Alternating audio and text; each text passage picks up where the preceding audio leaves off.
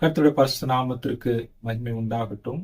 இந்த நாளிலே ஆண்டவர் யார், அவர் என்ன செய்ய முடியும், அவருடைய குணாதிசயங்கள் என்ன, அவருடைய தன்மை என்ன, அவருடைய கிரியை எப்படிப்பட்டதா இருக்கிறது என்று ஒரு வேத பாடமாக ஆண்டுடைய வார்த்தையை நாம் கேட்கலாம். முதலாவது, ஆண்டவர் யார் அப்படின்னு நான் பார்க்கும்போது, அவர் ஆவியான தேவனாய் இருக்கிறார். அவருக்கு ரூபம் இல்லை, அவருக்கு காலங்களும் நேரங்களும் இல்லை. மனிதர்களுக்கு தான் இதெல்லாம் ஆண்டவர் உருவாக்கினார், ஒரு துவக்கம் இருக்க வேண்டும் என்று சொல்லி.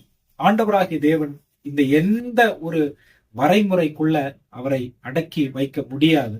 அவர் எல்லா சூழ்நிலைகளிலும் எல்லா காரியங்களுக்கும் அப்பாற்பட்ட தேவனாய் இருக்கிறார். நம்முடைய வாழ்க்கையில ஆண்டவர் யாருங்கிற தெளிவு இருந்தாதான் அவரோடு எப்படி நாம் உறவு கொள்ள முடியும், அவரோடு எப்படி நாம் தொடர்பு கொள்ள முடியும், அவரோடு எப்படி நாம் இணைய முடியும், அவரோடு எப்படி நாம் அவருடைய நடத்துதல்கள் எப்படிப்பட்டதா இருக்கிறது என்று புரிந்து கொள்ள முடியும் என்ற தெளிவு கிடைக்கும். இது ரொம்ப முக்கியமான ஒரு விஷயம் கிறிஸ்தவத்துல.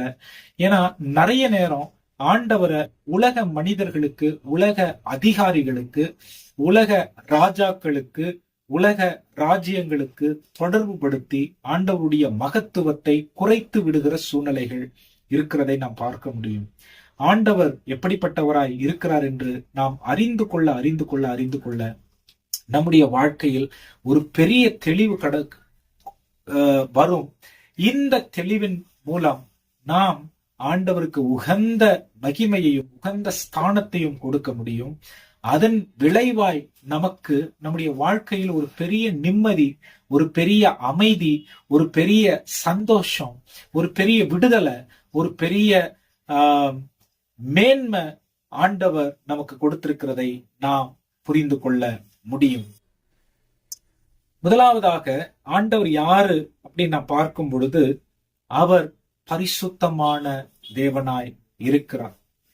பரிசுத்தத்திற்கு ஒரு அளவுகோல் அப்படின்னு மனிதர்களை வைத்து நாம் அளவிடலாம். ஆனா ஆண்டவருக்கு பரிசுத்தத்தை, தேவனுடைய பரிசுத்தத்துக்கு ஒரு அளவுகோலுக்குள்ளே நாம் கொண்டு வர முடியாது. ஏன் அப்படின்னு சொன்னா, அவர் பரிசுத்தர். அப்ப ஆண்டவர் நம்ம இடத்துல என்ன எதிர்பார்க்கிறாருங்கிறத வச்சு பார்க்கும் பொழுது அவருடைய பூரணம் என்னவென்று நமக்கு தெரிகிறது.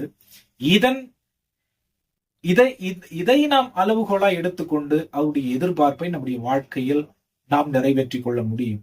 உதாரணத்துக்கு சொல்லணும்னா, வேதம் சொல்லுகிறது, நான் பரிசுத்தர், ஆகையால் நீங்களும் பரிசுத்தர்களாய் இருங்கள் என்று தேவனுடைய வார்த்தை சொல்லுகிறது. இன்னொரு இடத்துல பார்க்கும்போது, பரிசுத்தம் இல்லாமல் தேவனை தரிசிப்பது கூடாத காரியம் என்று வேதம் சொல்லுகிறது. பரிசுத்தர்களின் கூட்டத்தின் நடுவிலே நான் வாசம் பண்ணுகிறேன் என்று தேவனுடைய வார்த்தை சொல்லுகிறது. அப்ப ஒன் ஆஃப் தி அட்ரிபியூட்ஸ், ஒரு அவருடைய தன்மை, அவர் பரிசுத்தர்.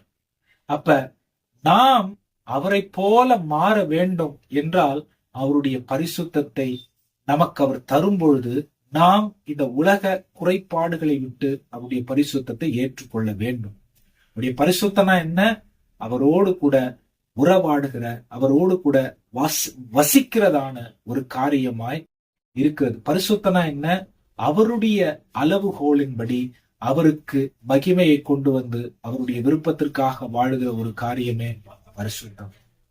ஆண்டவராகிய இயேசு கிறிஸ்து உலகத்துல வாழும் பொழுது நீங்க பாத்தீங்கன்னா, அவர் பரலோகத்தில் இருந்து மனிதனாய் பூமியில் பிறந்தாலும் கூட அவர் மனிதர்களுக்கான பாவ அடையாளத்தோடு இயேசு கிறிஸ்து இல்லாதபடிக்கு பரலோக தேவனுடைய பரிசுத்தத்தை சுமக்கிறதான ஒரு மனிதராய் இந்த பூமியில் அவர் இருந்தார். பரலோக தேவனுடைய சித்தத்தை செய்கிறதே அவருக்கு உணவாய் இருந்ததுன்னு கூட வேதத்திலே ஒரு இடத்தில் பார்க்க முடியும். அப்ப ஆண்டவர் பரிசுத்தராய் இருக்கிறார். அப்ப ஆண்டவரோட நம்ம இணையணும், ஆண்டவரை நம்ம புரிஞ்சுக்கணும் அப்படின்னு சொன்னா நாமும் பரிசுத்தத்தை நாட வேண்டியவர்களாய் இருக்கிறோம். இரண்டாவது ஒரு காரியம், ஆண்டவராகிய தேவன் நித்தியமான தேவனாய் இருக்கிறார். வேதம் சொல்லுகிறது, நித்தியங்கிற வார்த்தைக்கு அர்த்தம் நித்தியம்னா தொடக்கமும் இல்ல, முடிவும் இல்லை.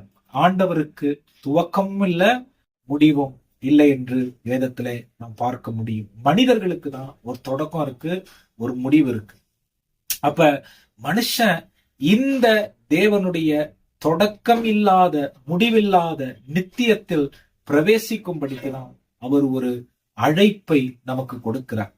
அப்ப அவரை நாம் சொந்த ரட்சகராய் ஏற்றுக்கொண்டு அவருடைய விருப்பத்தின்படி நாம் வாழும் பொழுது, பூமியில அவருக்கு சாட்சியாய் இருந்து அவருக்கு மகிமையை கொண்டு வரும் பொழுது, அவர் நமக்காக ஏற்படுத்தியிருக்கிற ஒரு இடம் நித்தியமாய் அவரோடு கூட இருக்கிறதான ஒரு நகரம். அப்ப இந்த நித்தியத்தை நாம் சுதந்திரித்துக் கொள்ள நித்தியமான தேவனை புரிந்து கொண்டு அதற்கு நாம் ஆயத்தமாக வேண்டியது தேவையான ஒரு காரியமாய் இருக்கிறது. அப்ப ஆண்டவர் பரிசுத்தமானவர், ஆண்டவர் நித்தியமானவர். அப்படின்னா ஆண்டவருக்குள்ள பரிசுத்த குறைச்சல் இல்ல, ஆண்டவருக்கு தொடக்கம் இல்ல, முடிவில்ல. அவரை ஒரு வரைமுறைக்குள்ள நாம் அடக்க முடியாது.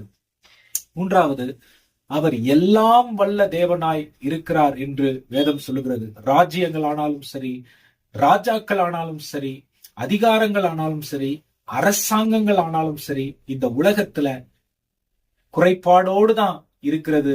ஆண்டவராகிய தேவனுடைய ராஜ்யம் அது நிறைவானதாய் இருக்கிறது என்று வேதத்திலே நாம் பார்க்க முடியும். பரமண்டலங்களில் இருக்கிற எங்கள் பிதாவே, நாமும் பரிசுத்தப்படுவதாக, உம்முடைய ராஜ்யம் வருவதாக.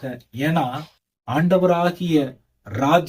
ஆண்டவராகிய தேவனுடைய ராஜ்யம் எப்படிப்பட்டதா இருக்கிறது அப்படின்னா குறைவற்ற ராஜ்யமாய் இருக்கிறது, நிறைவான ராஜ்யமாய் இருக்கிறது. பரலோகத்தில் உம்முடைய சித்தம் செய்யப்படுகிறது போல பூலோகத்தில் உம்முடைய சித்தம் செய்யப்படட்டும்னு.